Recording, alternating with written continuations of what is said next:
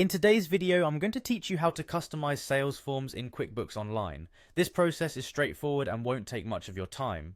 We'll walk through each step to ensure that your sales forms are personalized to fit your business needs perfectly. First, to get started, you need to sign in to your QuickBooks Online account. Make your way to the QuickBooks Online website and look for the Sign In option.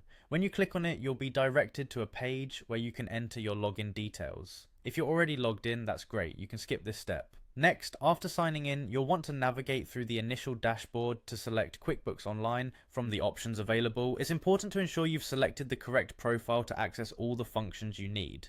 Now it's time to input your credentials. This typically includes your email or username and a secure password. Type those in carefully, and once you're sure they're correct, press Continue. Now you should be on the main page or dashboard of QuickBooks Online. Here, the next step is crucial. Move your mouse pointer to the top right corner where you will find the settings icon. Click on it and a drop-down menu will appear. This is where you'll find the option for custom form styles. Select it and you'll be taken to a new page that lets you modify how your sales forms appear.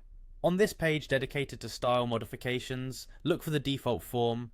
Clicking this will open up options to start customizing the form to suit your preferences.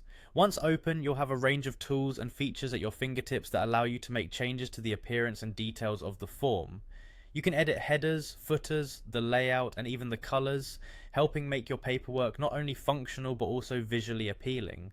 Once you've made all the desired changes and you're satisfied with how your customized sales form looks, there's one final step to complete the process. You'll see a Done button. Clicking it will save all changes, ensuring that the next time you send out a sales form, it reflects your business's style and branding. And there you have it, a quick and effective guide to customizing your sales forms in QuickBooks Online.